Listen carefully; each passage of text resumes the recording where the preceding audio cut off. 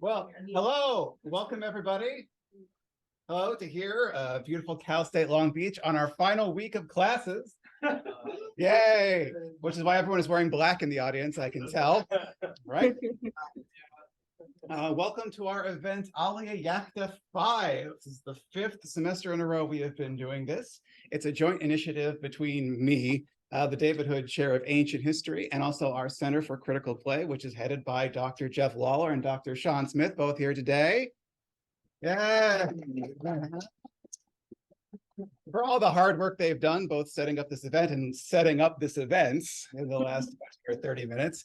They're the experts in technology. I'm supposedly the expert in ancient history. And so we're working together through this Alea Iacta program to bring in scholars who talk about the intersection between the ancient world and video games, which has proved, in fact, a very fruitful field, especially in terms of new scholarship that's been coming out in the last 10 or 20 years, and a lot of stuff which is right hot off the presses as a burgeoning field on both the sort of like more modern side, but also the ancient side as well.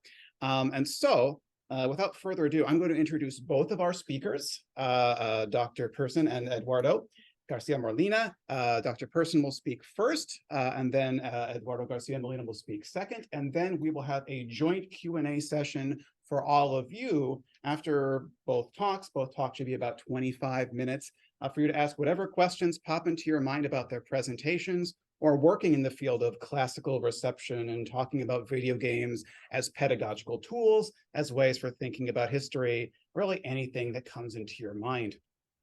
So without any further ado, here are our introductions. So Eduardo Garcia-Molina, sitting here in the front row, is a graduate student in the classics department at the University of Chicago, who is near to finishing his dissertation work, I do believe. Is that correct? Yes. God willing, who studies, among other things, Hellenistic Greek politics and ideology, which should be familiar to students in my 313 class, administrating and archiving in the functioning of states more broadly. And as many of us are aware, the Hellenistic world, this late era of Greek politics after Alexander the Great, involved a radical shift in the nature of Greek identity, both as imperial conquerors and among the subject peoples in Alexander the Great's former kingdoms. And since he's also interested in reception, there's no surprise that these topics also appear in his reception work, as in his recent Antiquity and Media Studies talk on examining Hellenistic empires and culture mechanics in grand strategy games, a topic which is certainly in dialogue with his presentation for today, which will be called Artificial Imperium, Population, Culture, and Control in Grand Strategy Games. And our first speaker will be Dr. Marcie Persyn. Forgive me if I'm mispronouncing that. Yeah. Who is this? Thank you. Always good to be validated. Dr. Persyn is Assistant Professor of Classics and Religious Studies at the University of Pittsburgh, and she got her PhD from the University of Pennsylvania in 2019. Her research primarily focuses on Roman poetry and satire as an entry point for the intersection of Greek ideas, terminology, and literature with Roman modes of text production and creativity. She's done substantive work on code switching, which is in a sense identity hopping, in the works of several Roman authors, which might have some bearing on her article in 2022's volume Women in Classical Video Games, an article entitled Dangerous Defaults, Demographics and Identities Within and Without Classical Video Games. And we've been lucky enough to have that volume's editors, Kate Cook and Jane Draycott, at our last incarnation of Alea Iacta last year, where they talked about the volume. And today she'll be presenting on classifying games, gamifying classes, pedagogical expansions from ancient video gameplay. So first off, let's welcome our speakers to Cal State Long Beach. And without further ado, Dr. Persyn, the floor is yours. Wonderful, thank you. And it sounds like everyone can see and hear me and see my slides.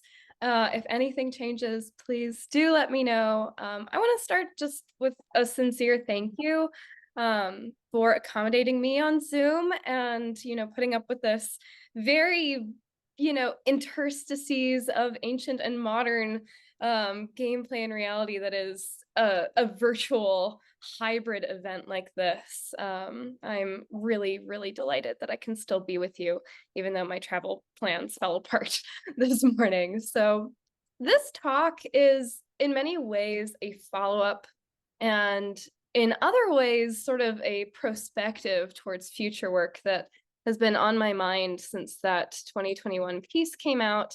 And so one of the things that I'll be doing throughout is sort of looking backwards as well as looking forward, sharing with you some thoughts that I've had since the paper that I wrote with Jane and Kate, and also thinking through some problems and possibilities within a classroom. And this is a really cool space for thinking about the way that we teach, the way that we learn, the way that we play, the way that we grade, the way that we overcome challenges in the various sort of scenarios that we encounter in both classics and the modern world, in the video game, and in real life as well. So yeah, let's just go ahead and jump on in.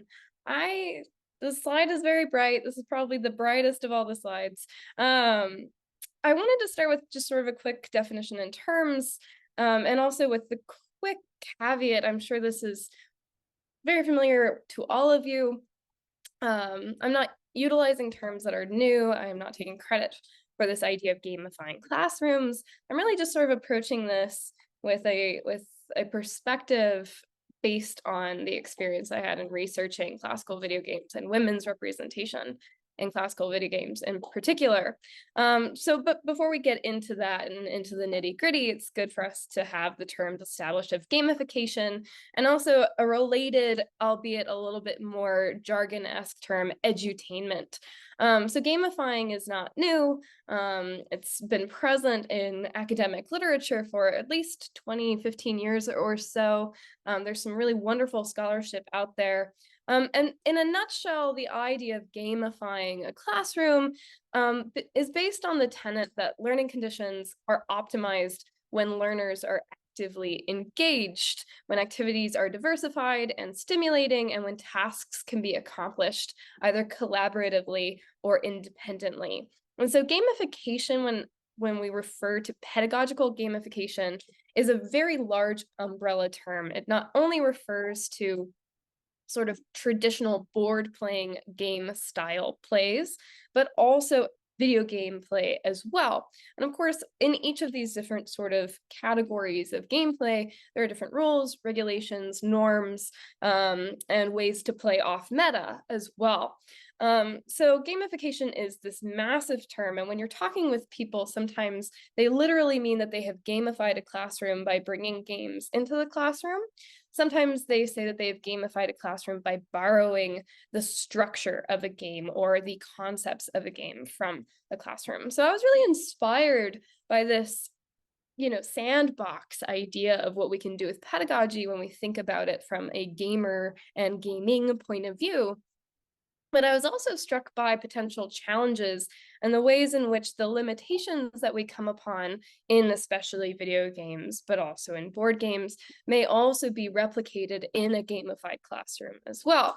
So what I'm sort of thinking about today with you all is ways that we can see those same hurdles that manifest in ancient video games, perhaps manifesting in gamified ancient classrooms, and ways that we might find creative workarounds by thinking alongside developers like Ubisoft or Bethesda or Alien Trap or one of these larger or smaller companies. So if we take this premise that learning is best done when it's fun, we can establish gameplay rules and we can extrapolate upon them to make course design more inclusive, more engaging, more effective. And this is a nice screen grab from a blog run by Marcie Persyn, who's a classicist who works a lot on gamifying classrooms. Highly recommend her work. But thinking about how I got into this, and I've already sort of pointed this out a bit, I was really excited in the midst of the beginning of the lockdown of 2020 to see the call for papers from Kate and from Jane with respect to women and their representation in classical video games. And I was already knee deep in working on several other articles, and I kept thinking to myself, satire in the ancient world and modern and code switching and modern gameplay. What do they have in common? But the more that I tried to put off this project, the clearer it became what I wanted to argue about. So, sort of against the advice of some of my colleagues, I wrote up this abstract and sent it off to Jane and Kate, and the rest is history, right? So we had this pandemic project that has really taken off a huge new part of the way that I think about the ancient world, but also the way that I think about teaching. And I'll just be honest with you all, some of this comes out of the fact that I'm a gamer.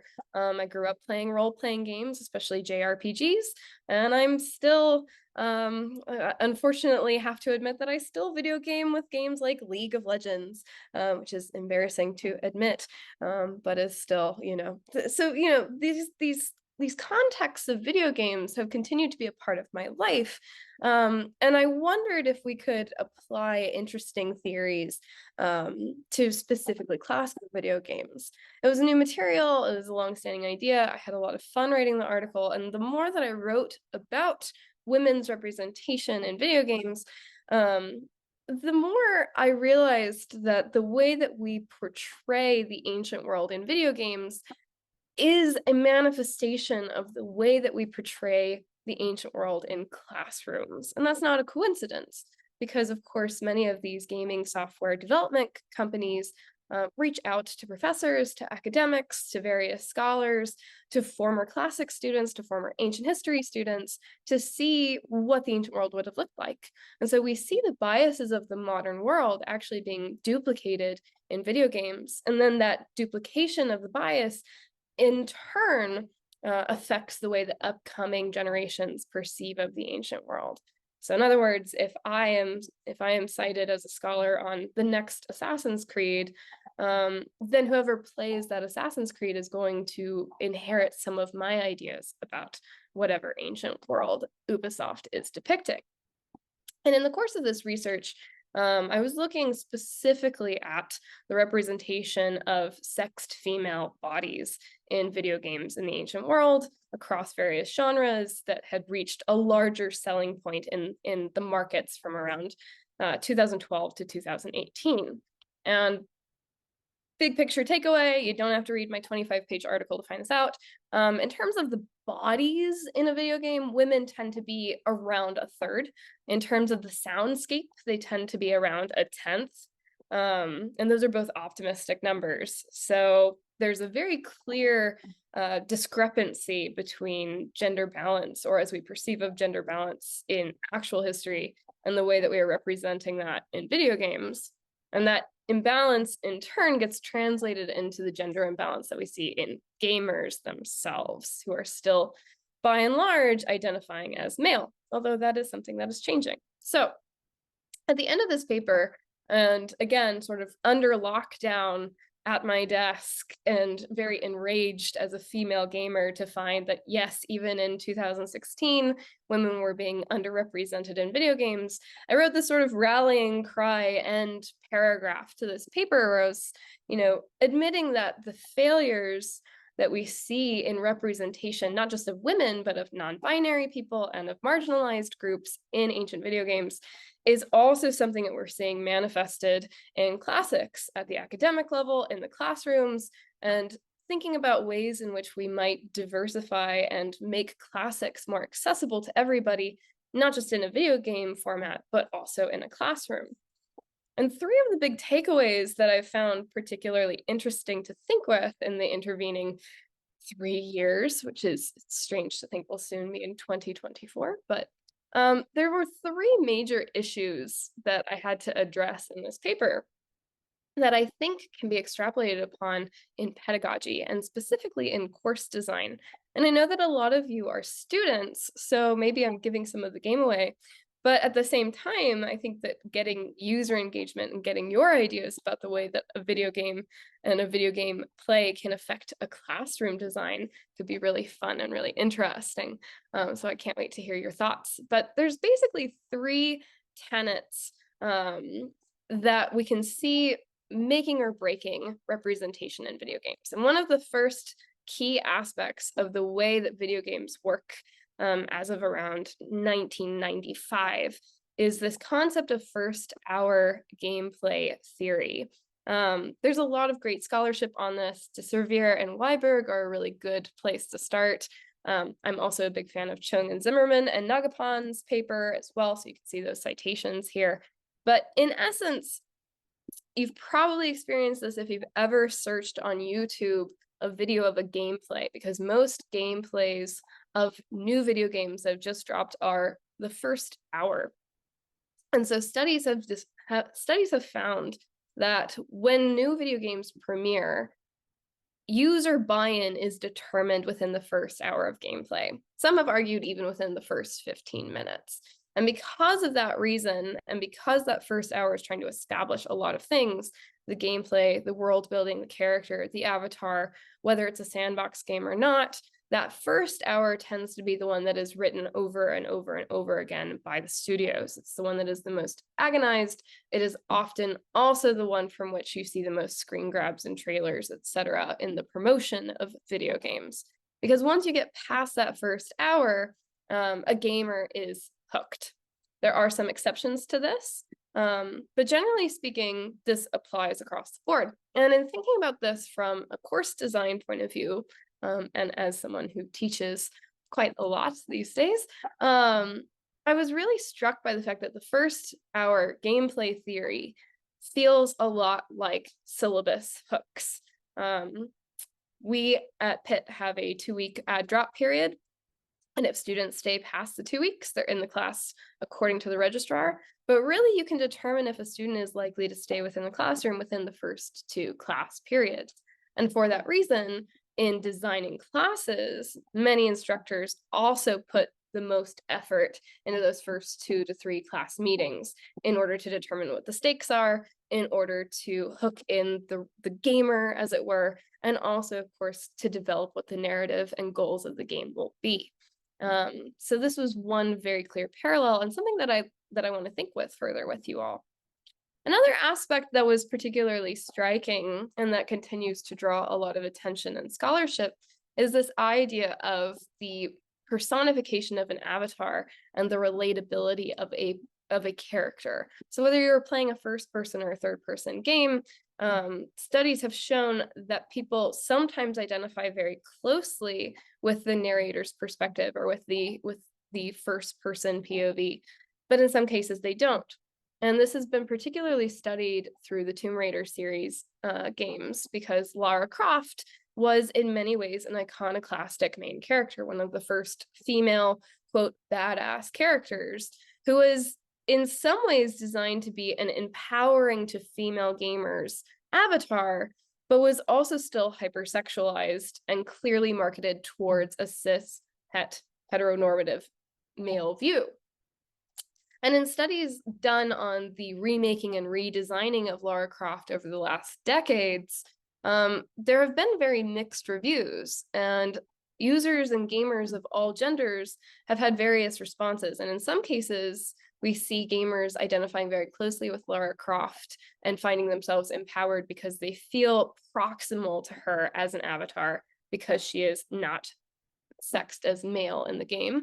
But we also see some who've already distanced themselves, and this sort of sometimes close association, sometimes far disassociation varies from game to game. And the reason as to why some people psychologically attach more closely than others to the avatar is something that's still very much up for debate, and something that game design software companies are still trying to figure out, because if you can crack this code, even better. So we've seen, for example, the rise in customizable avatars, whether that's in games like Animal Crossing or in Bethesda's games like Skyrim or in Cyberpunk, so on and so forth. We see different attempts to cause that gamer buy-in from the start. You know, you can make this avatar look just like you, or you can make this avatar look like you as you want to be, or you can make this avatar look completely separate from you. Even in cases where you build your avatar, the closeness of identification varies quite a bit. So something very interesting is happening here. And in terms of pedagogy, this seems particularly striking to me because we can see students relating closely or distantly from material that is so far removed from us in time, in space, and culture, as the ancient Mediterranean is often falling into similar paradigms, where sometimes students will read about a figure like Cleopatra and think that she is just like them, a marginalized woman of color who's in a lot of power, but who's often read or misread across histories for different reasons. The same class may have students of similar identities and positionalities feeling very removed from Cleopatra as a figure. So this is something I'm still thinking with as well. And finally, one last aspect from this paper, and then we're going to start thinking about, what's the nuts and bolts of this? What are the takeaways? How can we actually see this in course design? Is this concept of DLCs and dead ends. So downloadable content, such as was released for Assassin's Creed Origins. You can see two of the backgrounds here. DLCs are often almost apologetic late release content that studios or sometimes fan groups will release in order to mitigate an oversight in a video game. And for a long time, this is especially true of the early 2000s to the early 2010s, DLCs were the place where you found female avatars most commonly added, or non-binary avatars added, or additional expansion packs that include marginalized people or, other sexualities represented, or sort of off-meta approaches to the ancient world. And what's frustrating there about this whole concept is that the DLC inevitably feels like the afterthought. It feels like a dead end. It is, of course, exploitative financially because you have to pay more money to get the DLC in order to unlock the additional content. And so if you proceed with a crafting of the ancient Mediterranean that prioritizes, for example, male bodies, and then in the DLC you add female bodies, the unspoken rhetoric there, the implication is that you have to pay more in order to experience the ancient Mediterranean as a modern day female gamer, or as a gamer who wants to experience gameplay through a female point of view. And you are, of course, the afterthought or the crowd pleaser. And this is especially true if you go into gaming forums. Gaming forums tend to slam DLC that is designed to diversify spaces. If you don't believe me, go into Reddit historical accuracy. There's some incredibly toxic conversations there. But we won't dwell upon that for too much longer, because instead what I want us to think about is how these sort of three potential pitfalls in video game design can actually empower really cool, innovative, inclusive syllabus design. So for example, if we allow students in a classroom, and also in our instructors and TAs, to build their own avatar and create a persona in the class that belongs to them, we can have inclusive practices and inclusive readings. And so what I think this looks like, here's our Animal Crossing figure. What I think this looks like starts at the syllabus level. So when we design a syllabus, we can craft a syllabus in a way that borrows from video game techniques and has similar pros and similar cons. So side quests or opt-in campaigns are a model that we're familiar with, especially from RPGs. An example of this in class design could be gamified participation points, where you're not punished for missing a class, but rather rewarded for attending, or perhaps rewarded for attending an extracurricular lecture during finals week. I don't know if that's what's happening, but perhaps it is. Course narrative, investing from the start in the concept that there is a story to be told over the semester that will develop from unit to unit, from day to day, from meeting to meeting. And flexible workflow also in syllabus design, for example, soft deadlines. These are all core components, especially to sandbox games, where you might know that you need to come back and assassinate Julius Caesar at some point in the gameplay, but you don't have to do it at the 30-hour mark. You could come back at the 35-hour mark. There's pros and cons to including these, many of which are approached in game design as well. So for example, if we think with the side quest mentality, we can see a variation in course flow that allows for personification and personalization, that allows students who have midterms in week 5 to circle back in week 7 and really accomplish something when they're at their best. It encourages prolonged and varied engagement in the class. It also allows for students to help one another. Oh, I've already done this part of the project. It looks like this. It allows students to create their own walkthroughs and tutorials. The downside is that if something is an opt-in, by natural corollary, it could also be an opt-out. Maybe you don't show up to the extracurricular lecture at all, and maybe no one shows up at all, and it can create sort of an additional onus of responsibility for the students who want to go. It can create more work for the instructors and the TAs. So this can be a problem, especially when it comes to grading. Investing in the level up. This is also an important aspect of syllabus design. Not just having that first hour gameplay, those sandboxing tools and the skills that you're taught and the hooks that get you to stay in a classroom suddenly disappear after the first hour is something that's very important in terms of continuing gratification and accomplishing learning outcomes. So revisiting those opening gambits throughout the course are very important. There's ways to do this. Customizable buy-in or team tasks or offline add-ons are all, again, ideas drawing from game theory that can be executed in a classroom. So customizable buy-in is one of my new favorite ideas. So this is the concept that, again, based on your interests, based on your positionality, based on how much health or magic power you have at any given moment, you might be more or less suited to certain tasks or certain readings or certain homework assignments. So for example, in week 10, you might be given 3 potential options for reading, and one of them is 50 pages, one of them is 20 pages, one of them somewhere in between. You can choose for yourself which route you take, bring that to class, and supply a diverse conversation, because multiple students will have read multiple different texts, and you can have an engaged discussion from many viewpoints. Now, the possible con of this is, of course, getting that buy-in and the trust connection between students and knowing that people will end up reading different tasks can take a little bit of time to establish. And also there can be the concern that, maybe you're the only student who read the 10-page assignment, or maybe you're the only student who read the 40-page assignment. So there can be some additional anxieties because of the aspect of choice that gets involved. Likewise, in case of diversifying reading, sometimes this can isolate marginalized students. If you have a reading about women and you have a reading about men in the ancient Roman Empire, the odds are pretty good that many of the people who read the reading about women will identify themselves as non-male. And so this can reinforce certain marginalizations of the modern society in the classroom in ways that can be less effective and actually detrimental. So there's good ways and bad ways to apply this method. We could talk further about all these other options. Team tasks like Google Collaborations can be really great. They offload the concept of group work into in-class activities. Offline add-ons or additional ways for people to engage with the game that are not gaming are particularly important these days, especially in MMOs and in MOBA games. So ways that we can take that idea from gaming and put them in the classroom include utilizing discussion fora or utilizing perusal reading platforms.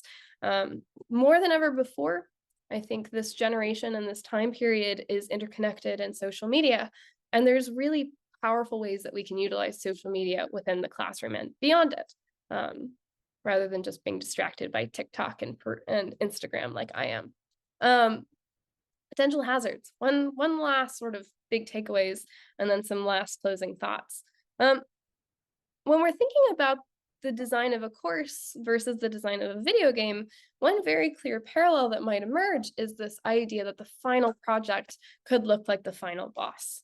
And in final boss gameplay design, there is, of course, 2 risks: either making the final boss too difficult because there's not been enough leveling up prioritized throughout, or making it too easy and it's too boring and it leads to a sense of anticlimax. So potential hazards include this one-to-one parallel, and maybe there's ways for us to utilize final boss design in our syllabus design and classroom. Likewise, scalability is an issue in thinking about gamifying the classroom. What works for a 15-person class may not work in a 150-person class, or vice versa.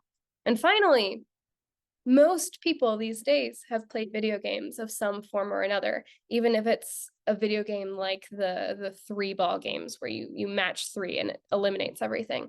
However, there are still people for whom video games are a little bit of anathema or something that they've not experienced, and adding in more jargon can actually lead to alienation of those students. So it's something to be aware of. When it comes to this final final project, ways that we can borrow from game design productively, I think, include this concept of grinding. Grinding can be very boring in video games, but it can also be fun, and it can be where you spend the bulk of your gameplay in getting ready for a final encounter with the big baddie at the end. So if we integrate deadlines that include ways to level up student capacity, whether this is for research, for comprehension about the ancient world, for presentations, we can avoid that anxiety around the confrontation of the final boss. Maybe another way to think about this is allowing students to build up multiple lives and multiple attempts to get through that final boss experience and come back the stronger for it. We can also diversify job skills, like what Bethesda likes to do, by having portfolios rather than papers, things that encourage students to utilize skill sets from other classes, multimedia potentials, like doing presentations or building art portfolios emerge. This can lead to many rubrics. It can also lead to that late in-game switching problem that some of us have encountered in video games, where you've been a bard for 40 levels, but you suddenly decide that you want to instead be an assassin, and some of those skills transfer and some of them don't. That can be hard when you're up against deadlines like final project days. Finally, overkill can happen. Now, overkill can be very satisfying, but it can also lead to a sense in anticlimax. So something increasingly that I have encountered is students turning in 40-page portfolios rather than 15-page portfolios, and just absolutely overwhelming me with how much they end up knowing about a subject at the end of a class. But that's, I think, the best kind of problem to have. My last two slides here are just on, other ways we can gamify. Bringing the games themselves into class is increasingly valuable, I think. We can bring the past into the present, whether this is by showing walkthroughs from Assassin's Creed or representations of virtual Rome. I'm a pretty big fan of Magister Craft's Minecraft Ancient Rome, in which he walks through the ancient Roman Forum as a Minecraft character and speaks in Latin. Quite delightful. Bernard Fischer also did something similar with Rome Reborn. It's a little bit more serious.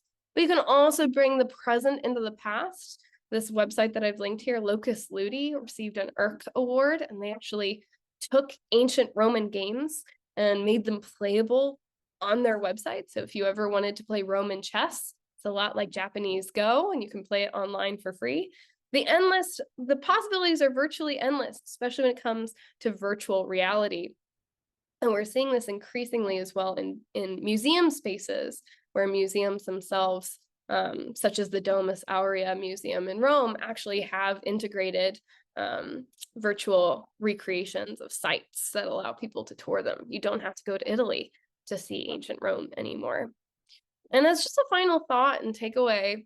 So both for students, but also for instructors, something to be aware of is, as we gamify the classroom, we really want to be careful that we're learning from the ways in which the video game community has succeeded, as well as the ways in which the video game community can continue to improve. The overpowered DM and potential NPCs are particular warning signs, I think. In the ways that we gamify our classroom, we want to be sure that we are being inclusive, and we are encouraging engagement from all parties, and that we are welcoming everyone into this community. We don't want to replicate the problem of having, one or two overpowered players and everybody else taking a step back and simply nodding or, disengaging from the class because it's no longer something that is gamified in a way that is effective for them. So yeah, I've got my additional sources here. Thanks for letting me talk a little bit over time. I realized that was a lot of things, and I'm really just, again, super excited to hear you all's thoughts. But first, from Eduardo, I believe. There's applause that you can't hear. Thank you very, very much for that really thought-provoking presentation. It gave me a lot to think about. And a lot of you will be subjected to some of those ideas probably next semester. So thank you to Dr. Smith, Dr. Lawler, and Dr. Larson for their invitation, and to you all for attending. I've been told this is near finals week, and coursework was not that long ago for me, so I get it. and I appreciate you coming here. I have been a big fan of these Alea Iacta talks and more generally the work of the center for a while. So I'm really grateful and excited to be here along with Dr. Persyn, whose talk I think my talk will have a lot of overlap with. Well, mine will be more of a case study in a particular game. I must begin, however, by apologizing to you all if anyone has a passion for graphic design for the usage of this nightmarish AI imagery. I do think, however, that it's emblematic of some of the main aspects of my talk, more specifically the interrelated ways that we view the workings of ancient empires and, by extension, their governance and material culture over subject people through a primarily Roman and partly artificial lens. The image also presses upon a particular material dimension of Roman imperialism that I will be underscoring when talking about culture and population management mechanics. Its obsessive duplication of columns, pediments, buildings, and statuary presents an exaggerated mirror of our own vision of the materiality of empire. I am sure you are all familiar now with the odd and very tired social media trend that spawned this year, where people profess to think about the Roman Empire daily. Beyond the online posturing such social media posts elicit, along with the infinite validation of my Latinist colleagues, however, there is an underlying possessive Romanocentrism to how we envision and connect with many aspects of the past. This is especially true when we talk of governance and how ancient empires actually functioned, both in real and in ludic environments. In the title for a live-action video advertising the release of Total War Rome Remastered, the viewer is exhorted to take back your empire. The use of "your" is emblematic of a central premise in the grand strategy genre, the conferral of most, if not all, decision-making at a statal, regional, and local level to the player within their chosen faction. I must also pause to consider, in light of the trend that I just mentioned, if I should be reading this "your" on an additional, much broader communal level as insinuating shared possession of the Roman Empire. People can get attached to a clean, uniform image of an empire just as easily as getting attached to in-game factions and game franchises as a whole. If you're familiar with any Total War online scandals, the uproar over the faction reveal of Pontus for Rome 2 comes to mind, at the risk of revealing how online I am. Regardless, the choice of granting the player full control is intended to simulate the governance of a state, from the setting of local tax levels to the enactment of statewide policies. The Total War series is known for its brand of blending turn-based grand strategy elements and real-time battles. Attention has mostly been fixated on the latter, justifiably so, since they are often billed as kind of the main allure. Some of you may remember the BBC series Time Commanders that had average people commanding armies in famous battles using the Total War engine, something only the early 2000s could produce. But I am more interested in the grand strategy element, more specifically the gamification of culture and public order, and the subsequent use of buildings, all serving as indicators of a particular view of ancient, and more specifically Roman, imperialism. I will limit my talk to the Total War series, but note that similar challenges exist in the grand strategy genre as a whole. In doing so, I want to underscore just how the translation of ancient state power in a ludic simulation is predicated on entrenched historiographical and archaeological misconceptions of the power dynamics between the ancient state, buildings, and the identity of its subjects, exacerbated by the usage of a particularly clean-cut Roman model of governance that rarely manifested in actuality. Specifically, in attempting to present culture as a gamified component that is intrinsic to the running of an ancient state, the Total War series overplays the penetrative and persuasive power of the ancient state and its attempts to impose cultural uniformity onto subject peoples. Moreover, cultural heterogeneity, I keep using that word even in my dissertation, but apparently to pronounce it is difficult for me, is treated largely as a restrictive and negative factor for the player, and by extension, the state. Culture confers artificial limitations on units, technologies, policies, and buildings based around hard-coded cultural categories created by developers, and in some instances, based on historical scholarship. The most obvious exception being that of Ptolemaic Egypt, that was notoriously depicted as Bronze Age Egyptians in Rome 1. Moreover, penalties are conferred to the happiness of subject populations if their predisposed culture within a city does not match that of the player currently controlling the territory, or vice versa. Here, for instance, on the left, you see Pontos, a fan favorite, in Rome 2, suffering a -2 cultural penalty in a city for the presence of Celtic culture, a foreign culture. Similarly, in Rome 1 on the right, buildings like temples grant public order bonuses, but are tied nevertheless to the main faction's culture, even outside of its native territorial boundaries, i.e., you can only build Egyptian temples even if you conquered Greece. This emanates from modern presuppositions regarding the historical processes of the imposition of a unilateral cultural identity, typified by words that you commonly see like Romanization and Hellenization, the big isations, and the popularization of an ancient imperial power as highly centralized, monolithic, despotic. I want to stress, I'm not blaming the developers. These misconceptions or mistranslations, as I prefer to massage that term, have their roots firmly in ancient and modern historiography, the actual practice and skill of researching, writing, and narrativizing history. They subsequently affect attempts to create these historical processes within ludic simulations, which can be viewed as historical problem spaces, wherein multiple rules are implemented into a closed system with ready goals tenable by the player through the use of specific strategies and choices set by the designers. More recent scholarly attitudes, fostered in particular by reconsideration of the relationship between humans, identity, and material culture, have largely sought to redress the question of cultural interaction from a less top-down perspective that places more agency in the hands of subjects and recognizes the inherent fluidity of cultural institutions, material, practices, identity. For instance, just because they're aqueducts or Greek temples, does that mean everyone that interacted with them was Roman or Greek? Did people have a singular notion of identity? Does inscribing something in Greek make someone Greek? Does the presence of material culture alone indicate cultural unity? For that matter, does having buildings actively Hellenize or Romanize populations? This all stems from a realization that we may have ancient objects, but they can be just as mute and voiceless as the long-departed people that once held them, and we have often in the past extrapolated identities based on possession of these objects alone. My dad, for instance, was born in Cuba and raised in Puerto Rico for most of his life. When my parents decided to move to the States when I was 10, he suddenly developed a liking for Toby Keith. And his construction helmet, which I still have after he passed, features an American flag and a bald eagle.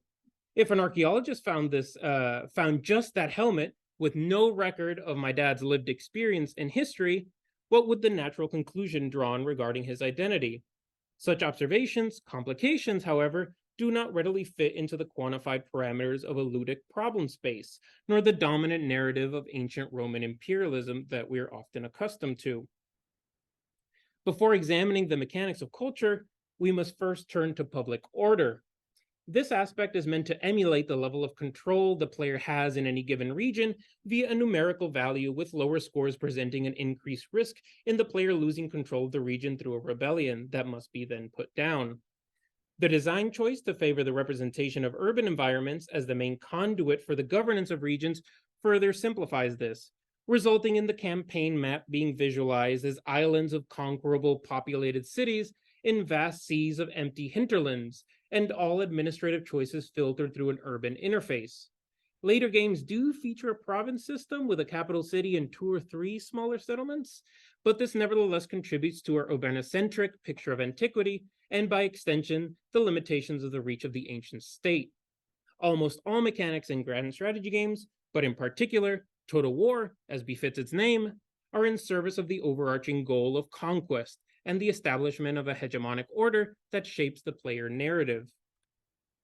Public order is used within these games as a negative feedback loop, a check against the unimpeded expansion of the player by forcing them to address demands within conquered cities and to strengthen their economy before the next war, lest they suffer revolt in their regions while their armies are away. It is, in essence, meant to be an artificial obstacle that introduces further difficulty and depth into the player experience by requiring management. This is especially needed since one of the most frequent criticisms of the Total War series is the poor performance of its AI. Due to the usage of a city interface for many administrative decisions, public order is mostly controlled by interactions like garrisoning and constructing buildings in cities. The latter is especially telling of how the presence of material culture is often associated with administrative control and becomes a common design decision in the articulation of cultural relationships within the ludic environment. That is to say, because our notion of ancient state power is often predicated on the physical presence of archaeological finds, like administrative structures or urban civic developments, the largest conduit for the state exerting power, instituting order, and quelling populations in the ludic space revolves around the erection, conversion, or demolition of buildings. In effect, it is an echo of broader trends and problems in the archaeology of ancient empires, revolving around the drawing of correlations between the presence of administrative structures and the actual efficacy and governance of the ancient state, to say nothing of the many, many problems of the archaeological record, many ethical and also many logistical problems. Unlike historical reality, however, such buildings are subject to the rigid cultural taxonomies implemented by designers within the ludic framework, and their influence is given a hard, quantifiable effect. The treatment of culture in grand strategy games emblematizes these aspects. As an in-game mechanic, it underwent changes between Rome 1 and Rome 2. In both, each faction is assigned a monolithic cultural group that dictates, among other things, which buildings can and cannot be constructed by the player. In Rome 1, however, there is no prominent numerical indicator for the cultural makeup of a particular region's population. Instead, there is a reliance on culture being defined through buildings that are either exclusive to a particular culture or change visual style and names between cultures, i.e., a tier 3 economic building in a Greek faction is called the Agora, while a faction categorized as Eastern has bizarrely the Bazaar. There are also buildings that are given the category of culture and feature bonuses to, among other things, public order. Barbarians have the tavern building chain, Romans have the arena, and Greeks have the Odeon. Factions categorized as Eastern and Carthaginian, however, hold no special building in this chain, and instead have a military building starting at tier 3 called the Execution Square, which confers public order bonuses due to the presence of law. This draconian depiction of such cultures is influenced by tropes that paint non-Western polities as particularly despotic, while the notion of buildings as generators of control with concrete numerical effects on population and order conform to a clean-cut narrative of imperialism that evokes both modern and finalized Roman models, fitting since it is total war Rome, not total war ancient state. Culture is similarly clean-cut. The game employs a substantial penalty to public order if the player gains control of a settlement with buildings not of the same cultural group, forcing players to convert or destroy these buildings and replace them with buildings of their faction's primary culture. Here, for instance, in both Rome 1 and Rome 2, the Seleucid player, and the Seleucids are an empire that formed after Alexander kicked the bucket in 323. They ruled from modern-day Turkey all the way to modern-day Afghanistan. It's the one that I am particularly interested in. That's what my dissertation's on. The Seleucid player is greeted with these red UI features, signifying that buildings are present in this recently conquered region that are not of the Hellenic culture group and need to be demolished or converted, lest the players suffer penalties to the running of their empire. Keep this in mind. This leads to a particular narrative of capturing, controlling, converting, undergirding the player's expansion, and produces a particularly penetrative picture of ancient state power through the usage of preference of urban interfaces, cultural buildings, and the demands of public order. Rome 2 introduces various innovations from previous titles, but none more so than the religion mechanic exported from Barbarian Invasions, the expansion pack for Rome 1 in 2005. Originally meant to emulate the growing presence of Christianity in late antiquity, and having similar negative repercussions if a settlement's religion did not match that of the faction's leader in Barbarian Invasion, religion in Rome 2 transforms into a culture with each region, now composed of anywhere from 2 to 4 settlements, being broken down into cultural percentages. Let us look at an example. When starting as the Seleucid faction, sorry that I keep going to the home team, in 272 BCE, the region of Edessa is 0% Hellenic, 10% desert nomadic, and 90% Eastern. From the outset, the player is faced with a problem. Cultural difference is the main reason for penalties to public order. Moreover, if the player expands without addressing this, This imperium mechanic in Rome 2 confers penalties for having too large of an empire, and it worsens the numerical penalty for cultural difference across all regions. At the start, the Seleucid faction is actually at Imperium 4, which grants a 10% increase in the penalties incurred from having cultural differences in a region that you govern, if they're not Hellenic. Similar to Rome, cultural heterogeneity is seen as a hindrance to empire and utilized to counter the rapid growth of a player's faction. Note also the usage of imperium, once more evoking particular notions of imperialism tied to Roman conceptions, one of which is empire as an architectural project with aqueducts and other symbols of edification. Several buildings can influence culture percentages, but the largest type of building used for culture are religious buildings. Continuing with the example of the Seleucid faction, to address cultural differences, the readiest option is erecting a temple. Unlike some other buildings, these can be constructed not only in the regional capital, but also in smaller settlements to further scale upwards the rate of cultural conversion in a region. Being a Hellenic faction, the Seleucids are able to only construct temples dedicated to Greek gods, which confer, among other bonuses, a concrete numerical factor towards Hellenic cultural influence, meaning that the percentage of Hellenic culture in a region will increase to the detriment of other cultures not supported by a temple. Regions have an innate culture chosen by the developers and represented by a small and really hidden metric called local traditions that provides a small counter to players' attempts and is meant to replicate the continued identity of local populations, but it's relatively easy, nevertheless, to just flood with temples the player's culture and convert the majority of the population at a really rapid pace. Moreover, if one researches the first tier of civic technologies, and we can talk more about tech trees, because tech trees and building trees have a lot of overlap, a dignitary special agent can be recruited who passively grants boons to cultural conversion if the player's faction culture is not the dominant one in the region. These examples I recognize are really specific, but they demonstrate just how interlaced the mechanics of culture and population management are within the overarching ludic problem space of ancient governance in Total War. Its formulation is a mixture of problems and answers, revolving around the question of portraying how culture and populations interact with the player as state inside a modern framework and the state as player within the greater ludic framework. The former sees the player engaging actively in the cultural transformation of the state through decisions like building construction or demolition, while the latter sees the state existing within the construed rule sets of the ludic simulation through the conferral of traits or hardwired cultural determiners on aspects like units, technologies, and buildings.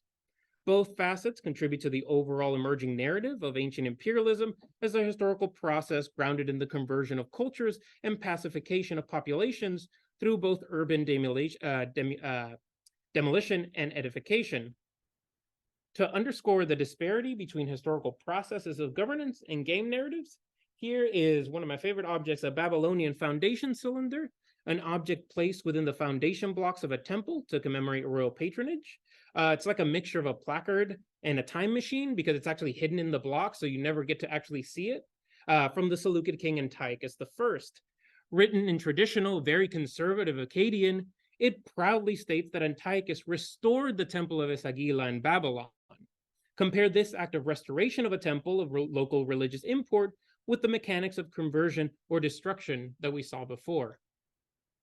Before winding down, it is worth further teasing out the implications of these choices and the mechanics in the broader context of the depiction of population order, culture, and the state.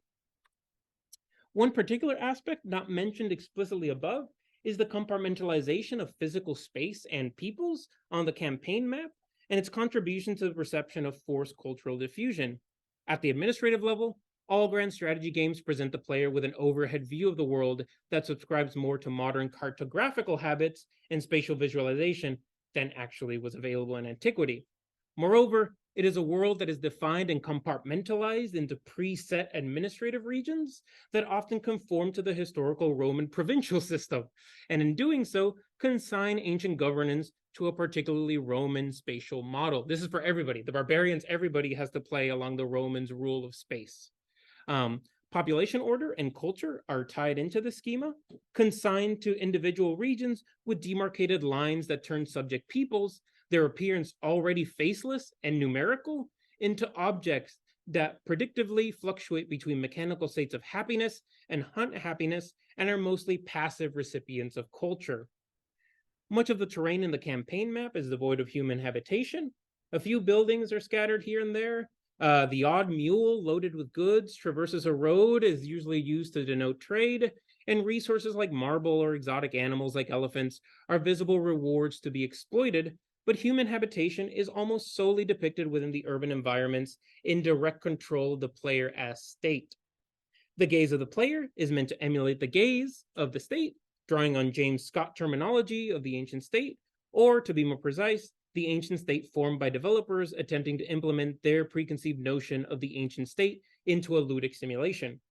What results is both a literal and metaphorical top-down perspective that encompasses both aspects of the player as state and state as player.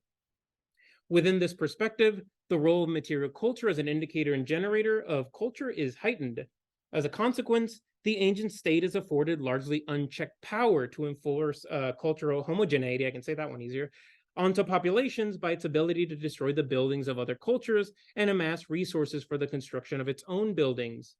In reality, central power typically diffused into local forms of power, i.e. temples, local administrators and elites, and client kings, due to the relative weakness of the infrastructural capacity of the ancient state when compared to our modern examples. Moreover, the fact that religious temples serve as conduits for forced cultural conversion, not cross-cultural negotiation, confers a monolithic, uniform, unilateral power defined by their direct relation to the state onto mostly polytheistic religions, unsurprising given that the roots of the cultural system are found in the introduction of religion, and specifically Christianity, in the barbarian invasion expansion, and are predicated in the notion of a central unifying Reichsreligion, state religion, further complicated in Total War since there is no way to actually formulate an imperial cult in the traditional sense as we know it. In having the notion of ancient imperialism and the efficacy of state power inextricably tied to the mechanics of edification, the kaleidoscopic means by which ancient states and peoples experienced and interacted with power are simplified and abstracted to conform to the greater parameters of the ludic simulation. However, this simulation is inevitably influenced by a storied history of scholarship of state power and imperialism, whose roots are embedded within the ancient world and shaped by the idealized image, the Roman Empire at its height. From this, a blueprint is drawn that attempts to present a universalist rhythm to the growth of empire regardless of the faction the player chooses. It is an empire of buildings and armies lording over a faceless population. While initially it might be safe to assume that the gaze of the player as state is one of a top-down godly perspective, the reality is that the player is left mostly sightless. Before my concluding lines, I just want to note that kind of as an extension of this, this was initially a chapter I wrote for an edited volume specifically looking at depictions of state power in video games. And because, you know, as Dr. Larson in his introduction mentioned, I focus on a lot of empire studies in antiquity, was naturally drawn to this kind of element. But I wanted to press this more and evolve kind of this paper already. I want to note that I talked with some developers of Imperium Surrectum, one of the largest mods for the Rome 1 remaster, and have examined other mods to see how they deal or don't with this issue. I have some slides ready at the end after my end slide, and would be more than happy to talk about the vital role of the modding communities in these historical games in our discussion. But unfortunately, I can't do that in the time I have now. This is just my bibliography. It's big. It's a QR code. I decided to be slightly techie about it. It might not work. So I can email you. I know email works. It is relatively easy to assume the role of a pedant and dismiss the treatment of culture, public order, and state power in Total War, and by extension, the greater genre of grand strategy, as simply inaccurate. Many of these rules and mechanics are replicated in other Total War titles, arguably present even in the corruption mechanic in the fantasy-based Total War Warhammer 3, in addition to similarities in treatments of these aspects within the wider grand strategy genre. I, however, want to contextualize the representation and the rules of the ludic simulation with external modern presuppositions on the efficacy of ancient states brought into this simulation by the developers. Many of these presuppositions rest on a variety of factors that included an importance on the materiality of state power through buildings, and by extension, the ability of archaeology to shed light on this building, but do little to restore the voice of subjects interacting with them, the power of the state to enforce unilateral cultural assimilation, and the role of religion within the ancient imperial project. Does this mean that one should shelve these treatments? As the bevy of recent publications regarding the usage of video games in classes in the ancient world show, there is a salient argument that the digital world can be employed to shed light on the ancient through consideration of the underlying factors that shape our perception of the ancient world and the people that resided therein. This extends even to ancient empire studies and our treatment of material culture as a whole. Such attempts can be further expanded upon to include, as has been attempted here, consideration of the complicated theoretical frameworks on the apparatus of the ancient state and its inability to exert the same level of penetrative power as industrial nation states. The exhortation to take back your empire that began this talk serves as a suitable endpoint.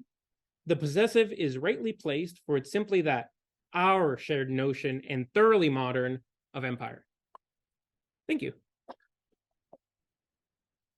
Thank you for the talks today.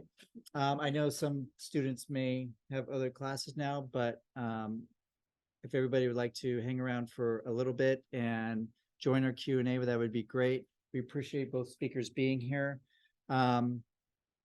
I generally start with my own question, but I'm going to try to get the audience first to ask a question. And if you want to move the, I don't know if you can we move can the do this. microphone, but yes, we can stop quit the share. share. Thank you.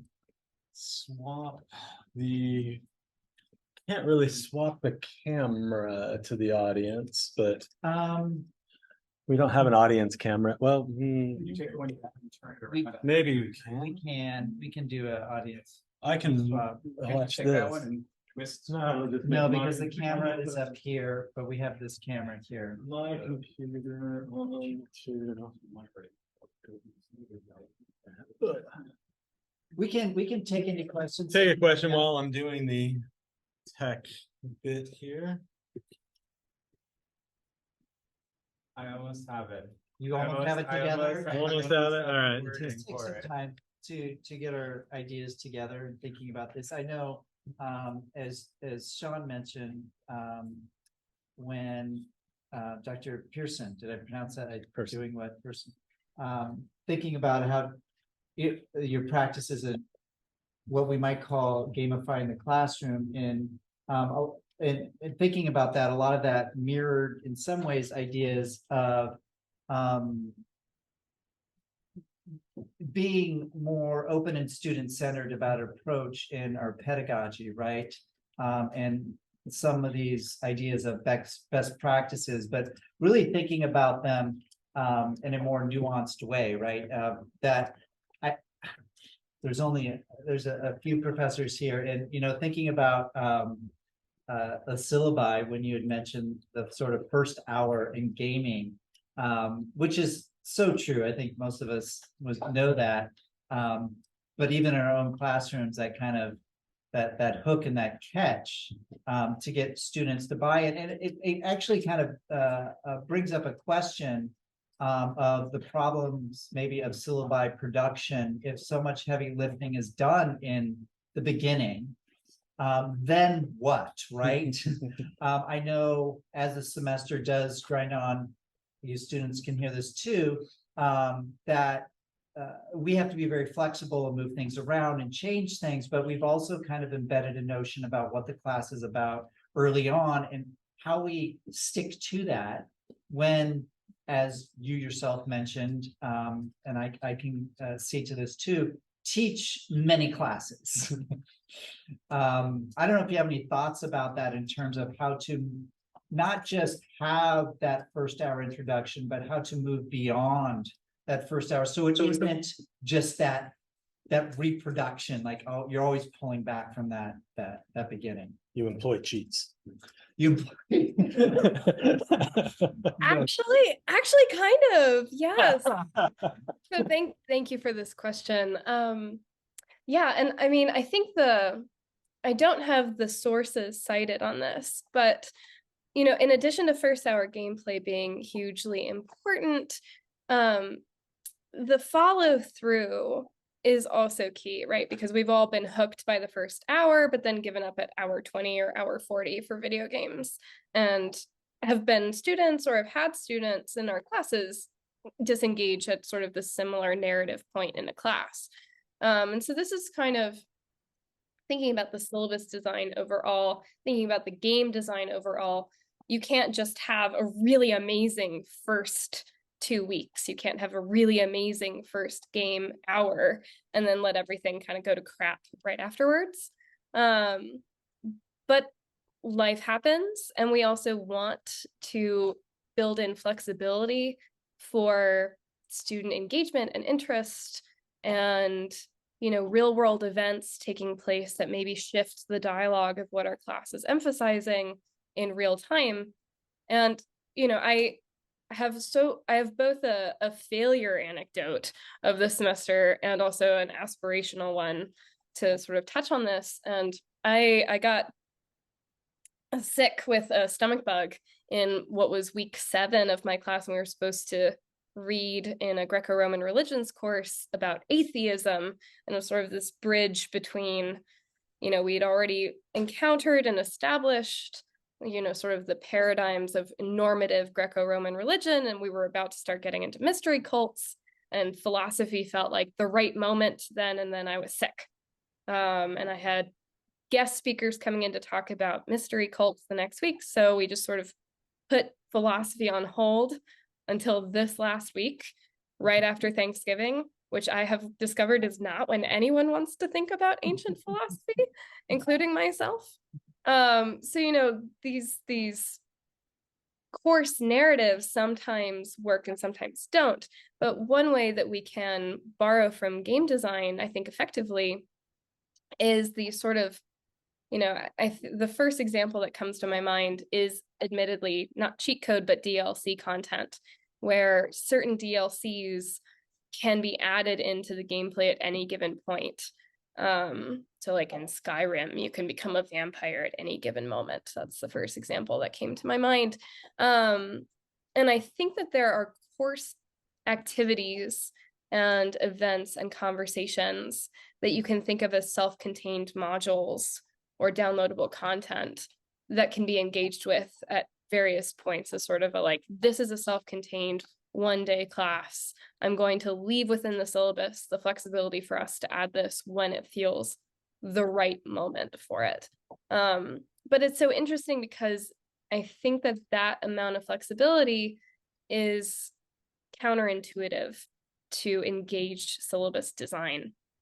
We feel like when we design a syllabus, we feel like when we design a game, we want to know when every single beat goes because it should progress naturally from A to B to C to D. But in reality, having something that's like a gamma or a zeta that we can throw into that alphabetic sequence actually enriches the coding all the way through. So yeah, that's been both a failure and hopefully a more successful model. But I'm still very much learning how to learn and learning how to teach, and yeah, I appreciate the question and hope that was a valuable answer. That's really fair. And it is why on all my syllabi, I should do more, but the one thing I always have is at any time, at any point, I can change X, Y, and Z, but it should be more than that, right? That's just the caveat. So, but the addition of things and being flexible in those things and having things prepared, I think is important there. Yeah, thank you. I had a quick question for Eduardo. Sure. This idea of capture, control, conquest, right?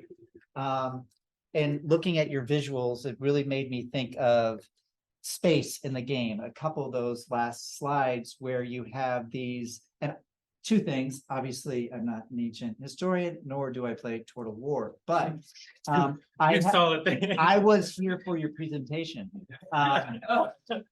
And a few of the last slides, like looking at how the representation of space in those and thinking of this idea, maybe didn't say it like this, but I took it as the capture, control, and conquest, which seemed kind of a natural progression there in the game, is that and you use the term hinterlands, and it just seems that there is so much goddamn space like there. And of course you're going to engage in conquest because it is for the taking. Yeah. It is there. And even though these societies may have been agricultural, I don't know. I didn't see it. It's just land you can cross and go to the next village and capture. So I guess my question is, what role does this sort of envisioned space play in typifying or codifying the idea of conquest in Sure. these games? Does that make sense? Yeah, no, that Oh, makes the total sense. And I think that also has to total do. sense. I assure you, I'm much too not caffeinated to have come up with that.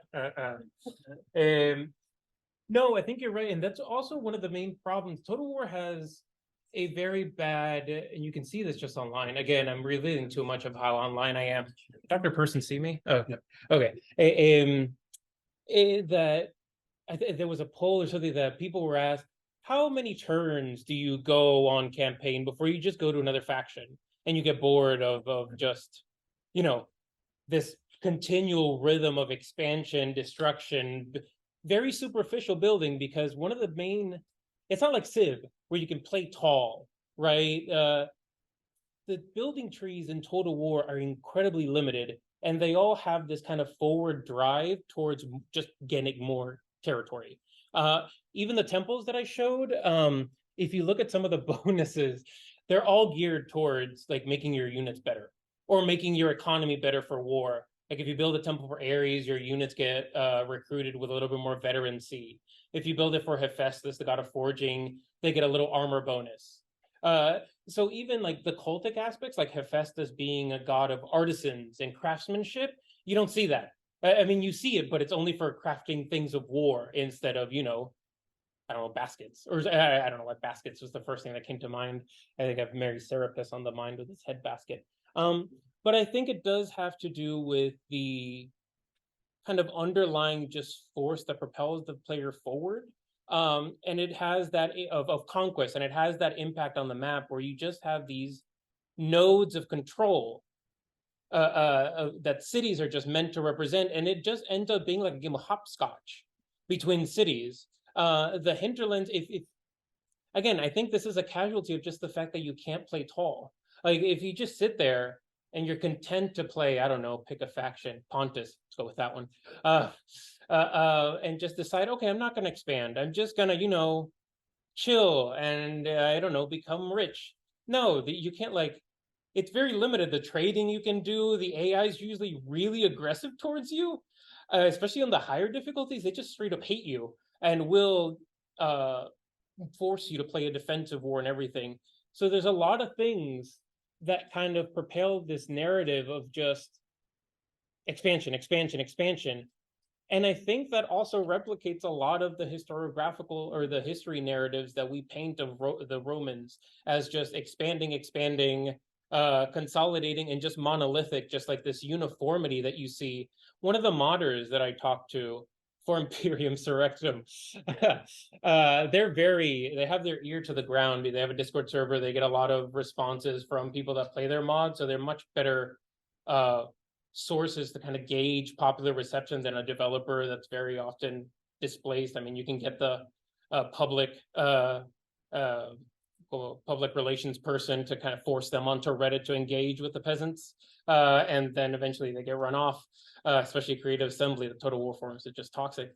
Pero one of the things was that when they tried to implement the Roman faction, they got a lot of pushback from players that thought that the Romans wore the, the Lorica Segmentata, that plate armor that you see. It's everything. The legionaries, they have their plate armor. They have the little rectangular shield, slightly big actually. And they were decrying the fact that the modders chose to implement reality, which was the fact that not every soldier wore the same panoply. It was a mixed sort of panoply. The Marian reforms didn't happen overnight. There's a lot of things that kind of the militarily wise and expansion wise gets kind of brought in. Oh, the Romans were always this way, or the ancient world was always this way, just consolidation, expansion like that. And I think the map reflects that. I think your point in the beginning where you just have these controlled nodes, I think that is not only a consequence of the game designs, but I think it's also a reflection of just the fact that ancient history for a long while has been centered on the city. Just because that's a lot of archaeological excavations are in the city. I mean, in the 70s, you have field survey archaeology where you get a bunch of underpaid graduate students and you force them to kind of touche. And you get them to kind of just walk on a field and look to see if there's any objects. So that can at least kind of expand the archaeological parameters to attempt to encompass. And you have like underground radar that's being used where you get a graduate student typically to pull a little cart and there's some underground sonar. So there's been a lot more developments, but I think that urbanocentrism is both a direct result of kind of the impetus of total war, but I think it's also in line with just greater conversations of how archaeological practices have really shaped how we've seen the ancient world. And again, we're trying to kind of put texture to that evidence. And again, a lot of it has to do with just post-colonial theory that's helped a great deal just to figure out how material culture can exist in an environment. It almost seems like if you play Total War, if one were, that the developers have the sense that the Romans were playing a game of war, and now I'm playing the war of the game of Rome. Yeah. Right? Which just seems intrinsically odd. And the Romans themselves would have gone, oh, well, Cicero famously would have gone, oh, no, we've never done a war of expansion. All our wars were the defense of ourselves or our allies. And we just intervened and maybe got a lot of territory out of it. So certainly there's also that kind of posturing. I think I had a student question. Oh, sure. I don't know if it's for me, but sure. Oh yeah, for Dr. Persyn, sorry. I was just, when you're talking about your research, it came up in my head about how women are kind of imagined in public collective consciousness. And I was just thinking, do you feel like, I wrote it out. Do you feel like female representation in historical video games is reflective of how womanhood exists in our contemporary collective imagination? Like a fantasy of idealized femininity, or maybe even that antithesis of that?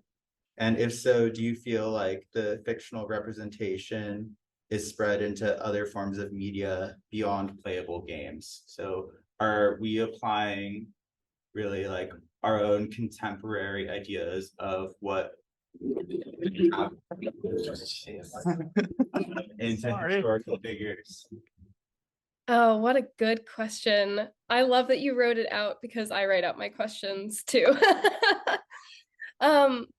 There's so many ways to answer this. I think your basic premise is something that I'm increasingly in agreement with, that what we do in the creation of video games, and I think this is true in Eduardo's presentation as well, is we manifest our own cultural mores.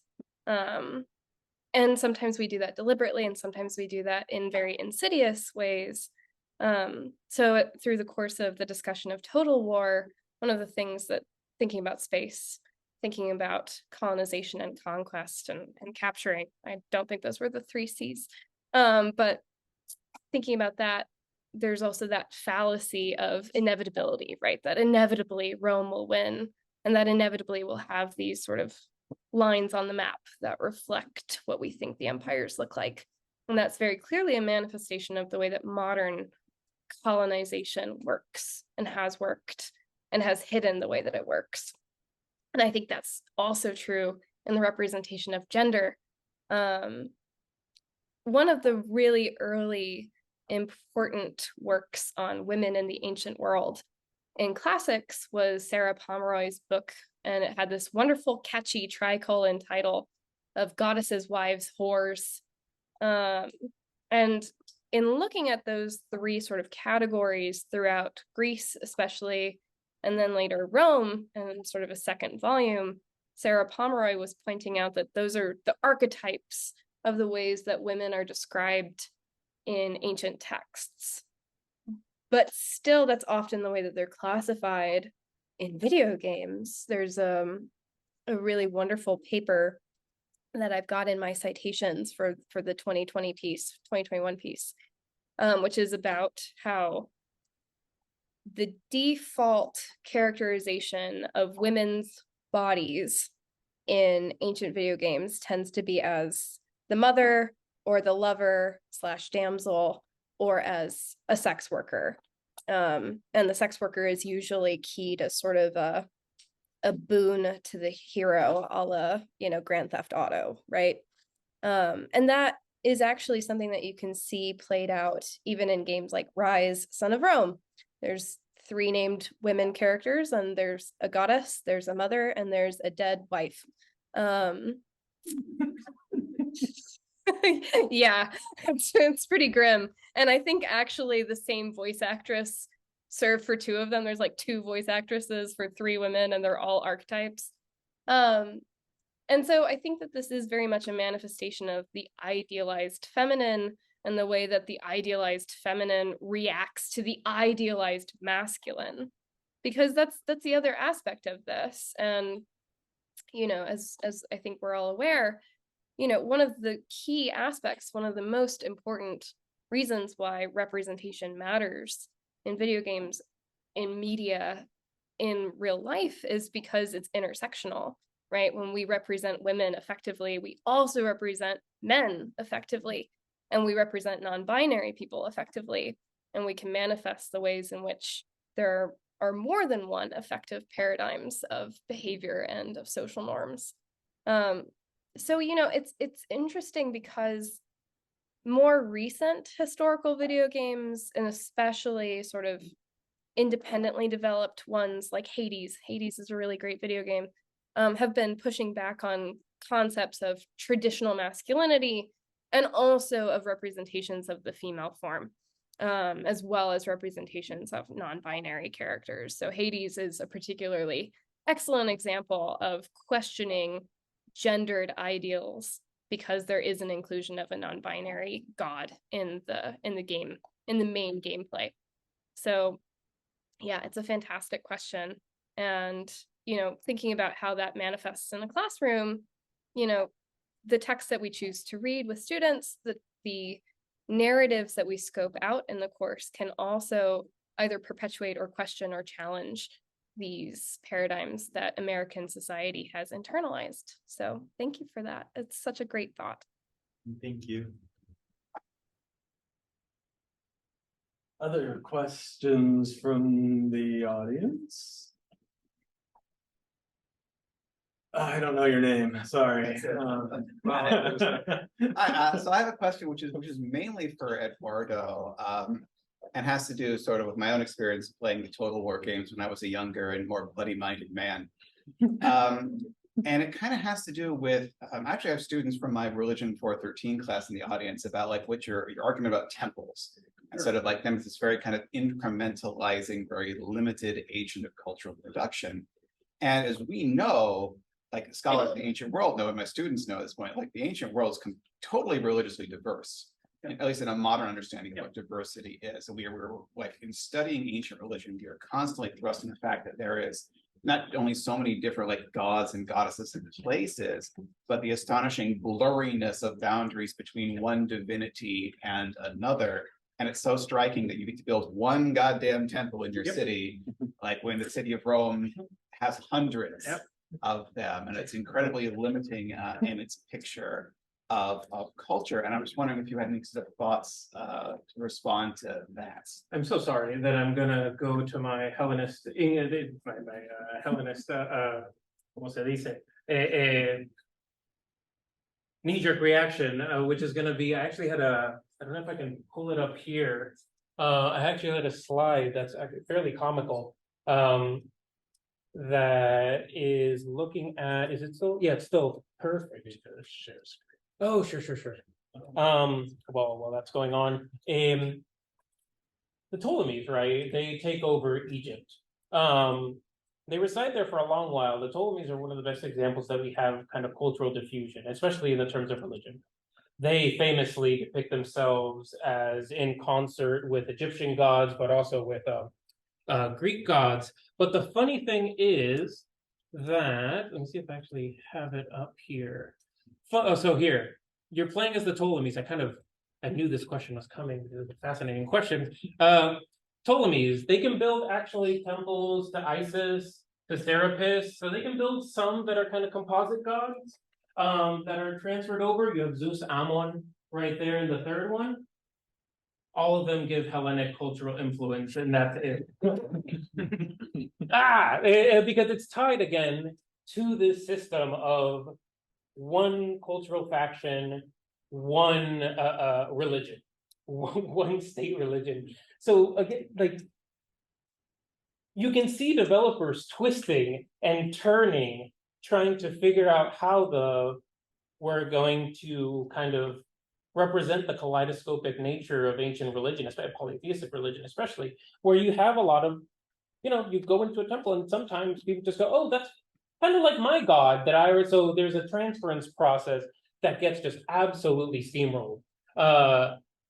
You still have it in the icons, you have it in the name, but Hellenic cultural influence, and that's it. So you can see them kind of testing the waters there. Some of the mods try to kind of do this. So this is for Rome 2. This is Divida Impera, one of the largest mods for Rome 2.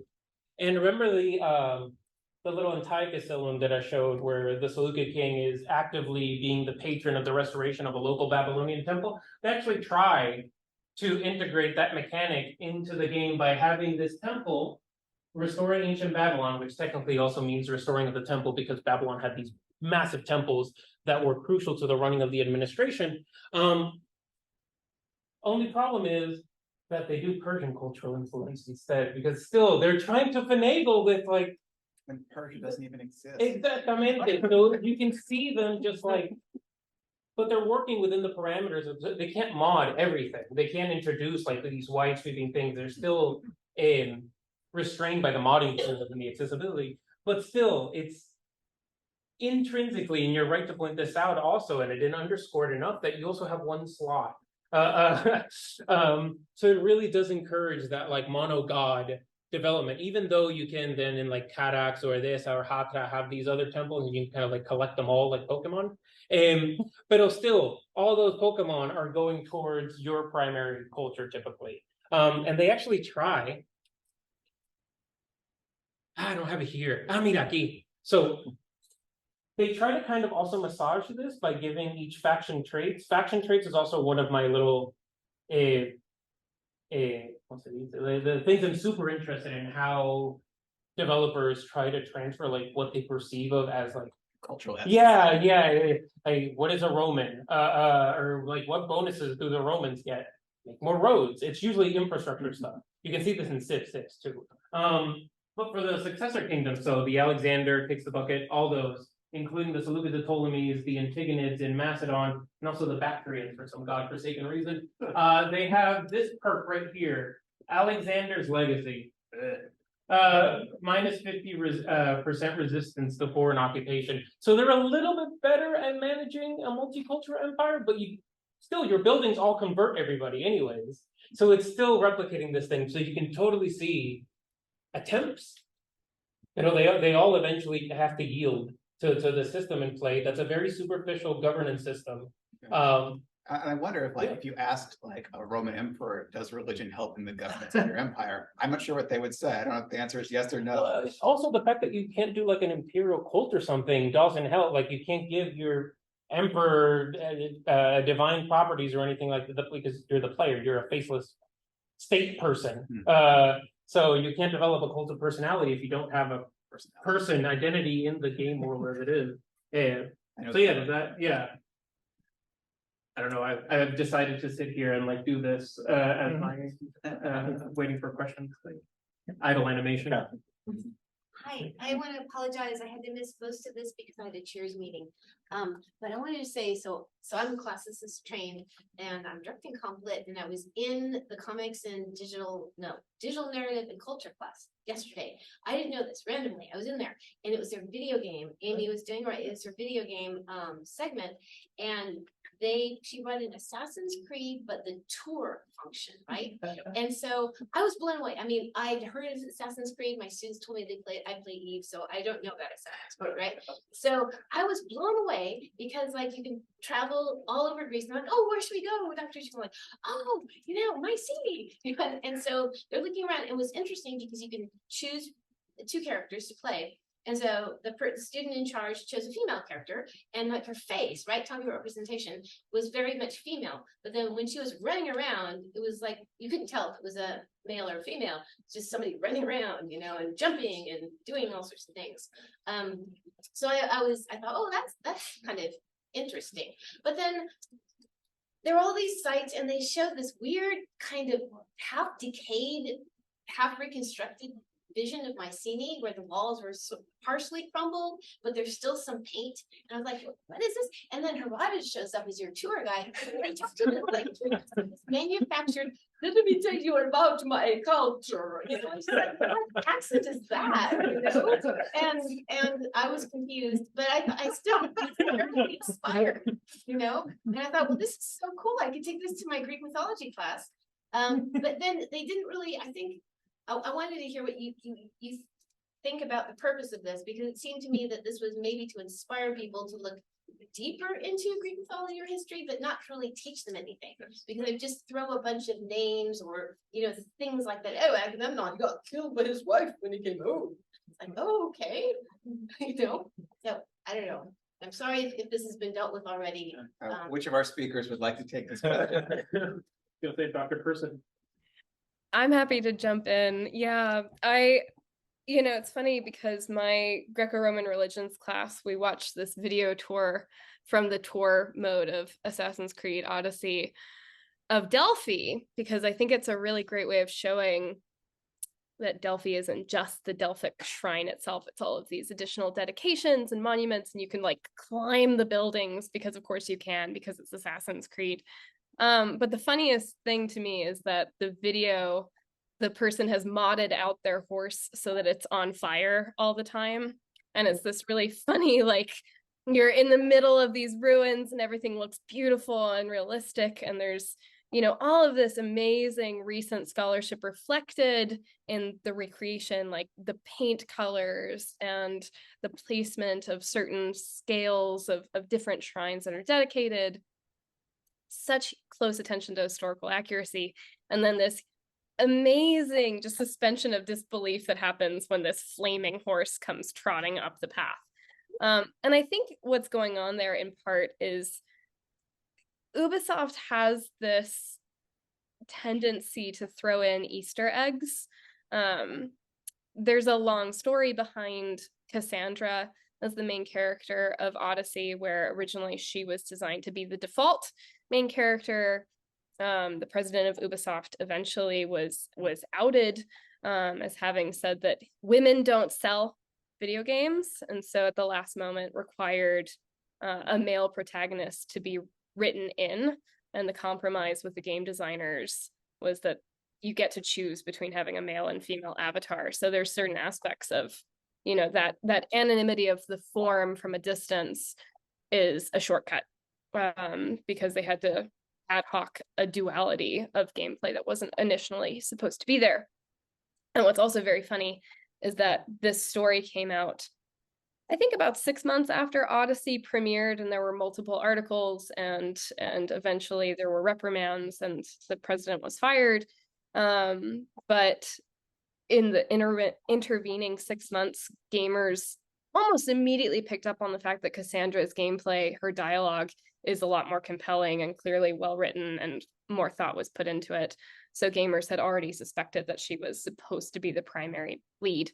And now there's a bias towards playing through Odyssey as Cassandra. But there's other Easter eggs in Odyssey as well, some of which are very striking.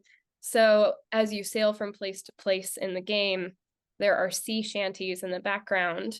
And of course, we're not entirely certain what an ancient Greek sea shanty would have sounded like. So they're riffing in some ways off of what later sea songs sound like and what a rowing rhythm has to be. But one of the sea shanties that they've adapted is Archilagus's Rispaspis song, which is one of our earliest fragments of Greek poetry.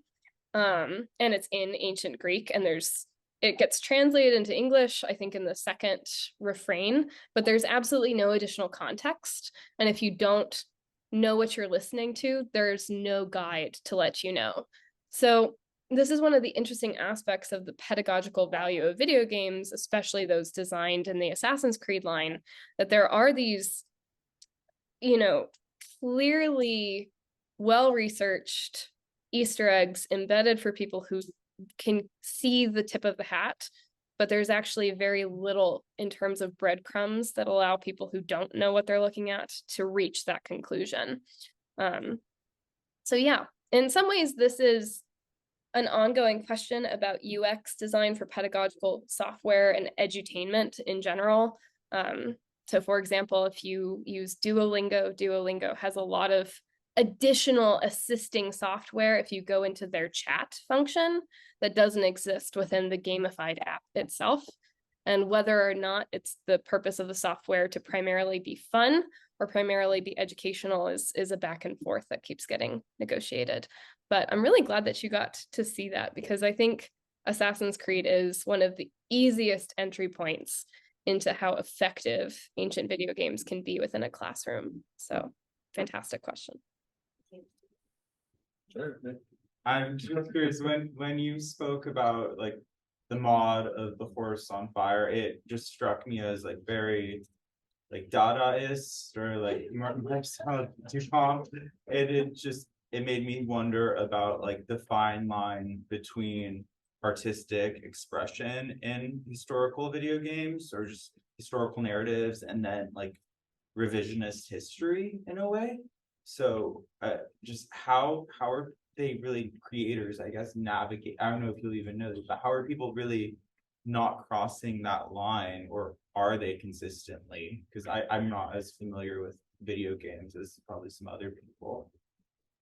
Yeah, and I'm going to give a brief answer and invite Eduardo to reflect too, since he has been working with mod creators. I think this is such a good question. And, this kind of circles back to my concern about downloadable content and mods in the first place being a retroactive addition to the game that is often crowdsourced and has different purposes, sometimes ones that are contradictory to the narrative of the game itself. I think mods can expand the worldview in really productive ways. I think that mods can also be incredibly toxic and violent. There's a long tradition of mods existing within MMOs, for example, where the mod that you download allows you to be, an over hypersexualized female avatar just for the purpose of catering to the male heterosexual eye. So for a long time, inclusion of women in video games, when you included mods, was just, the bare-breasted World of Warcraft mods. And obviously that's not an inclusive mod. It's meant to titillate, and it accomplishes a goal for the mod community. But that is not necessarily reflective of the purposes of the game, and also not necessarily of uplifting value and making the gameplay itself a more inclusive space. So, the control of mods by the original game designers, the back and forth and negotiation of what is allowable as DLC, which DLC is usually overseen by the game producers, whereas mods are not. That's sort of an important distinction here. But I think when it's something that breaks the fourth wall, like having a flaming horse, I think sometimes that actually has the helpful benefit of reminding us that we're existing within someone's idea of what the past looks like rather than the reality of what it was. This is the funny thing about virtual reality, is that now you can go to Rome and you can go to museums in Rome and put on a headset and look at what Rome looked like in 69 CE. But it's not actually going to be what Rome 69 CE looked like, because you're still not time traveling there. You're getting a close approximation that has the biases of the designers. And so I think there are useful aspects to having the flaming horse, because it reminds you, oh, right, I'm seeing someone's idea of the past, and also someone's idea of what they want a horse to look like. So yeah. And Eduardo, what do you think?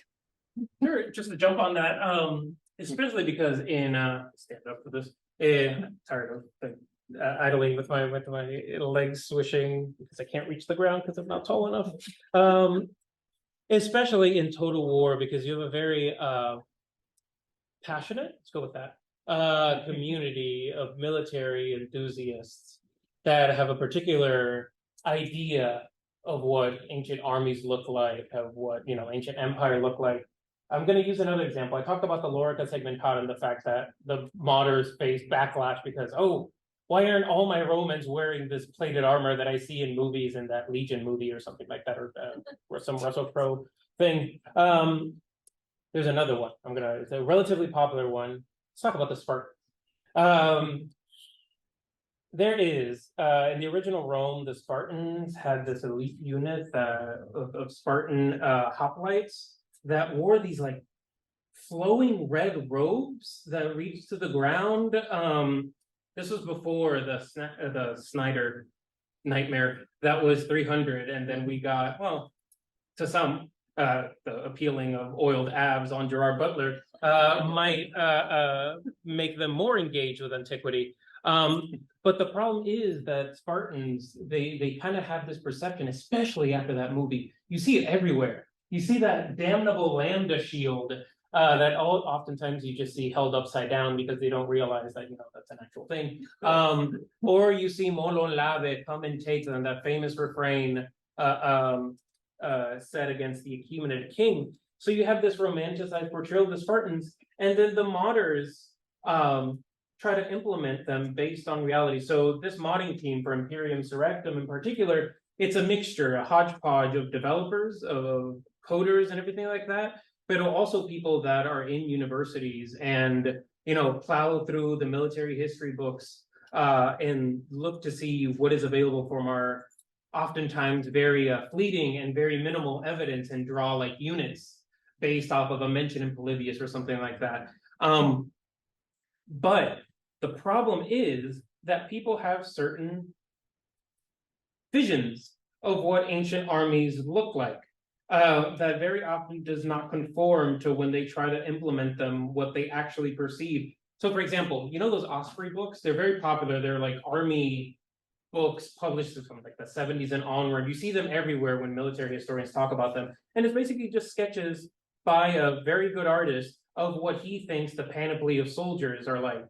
The problem is people think that these are like the written words of God when it comes to the actual units themselves. So the modders, when they go toward the literary evidence and they go, okay, the Spartans, they wore these funny little conical hats called pila. They're wonderful. I don't know why people wouldn't want to see these supposedly jacked men with these little tiny conical hats, but no, they want to see that like helmet.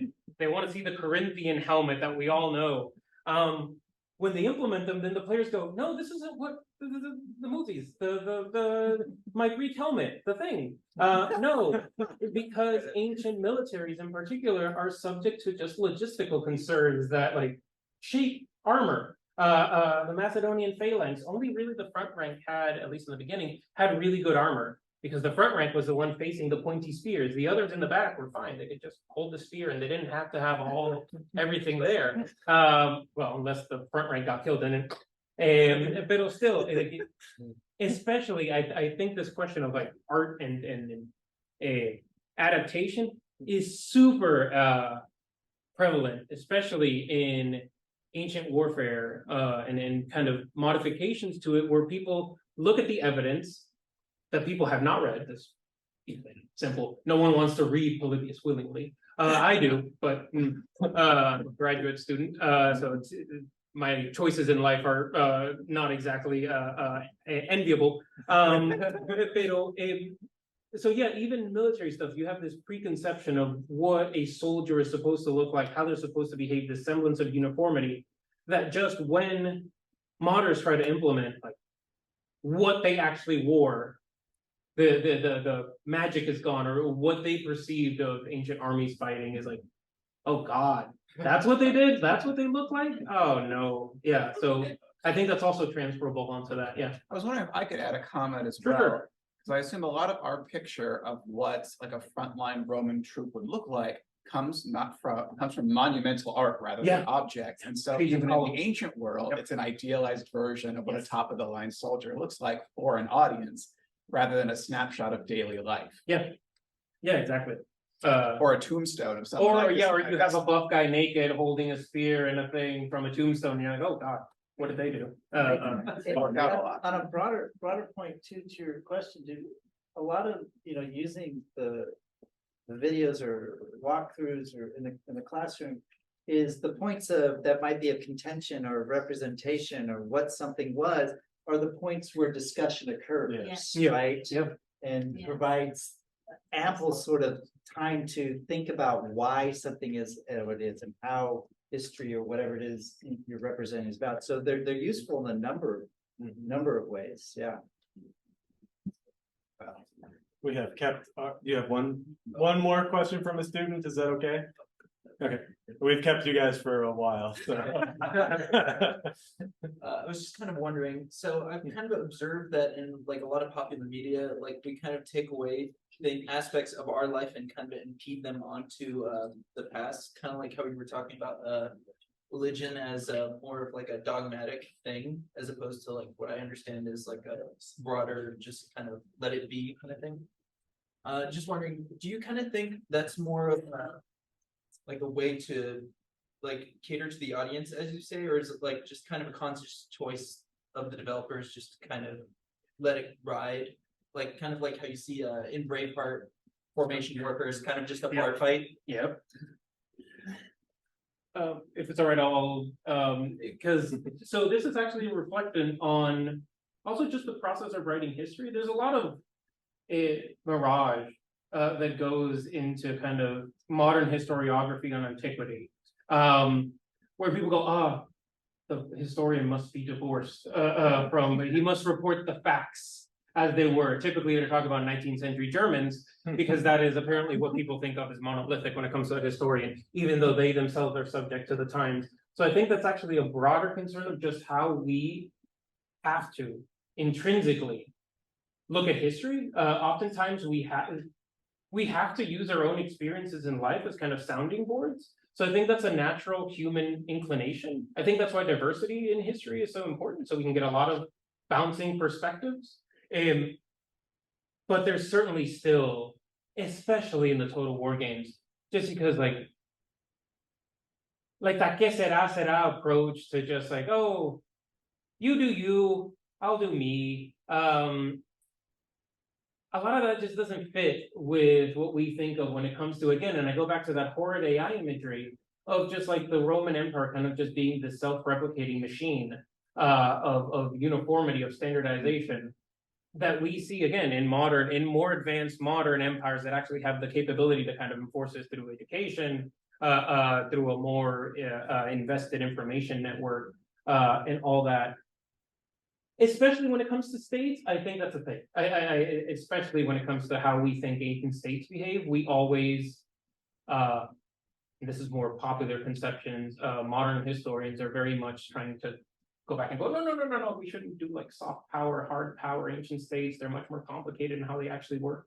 But we do still carry those presuppositions of like how a state should react by not only looking at like the apex of Rome and its Romanness at its height, but also like modern empires, how they should work. So I think that's both, yes, a conscious design decision on the part of developers, just to make things easier for the player without having to read a wall of text going, like the Imperator Rome situation. It's a much more Paradox games are typically much more complicated, and they might turn away players when they try to, implement more systems like this.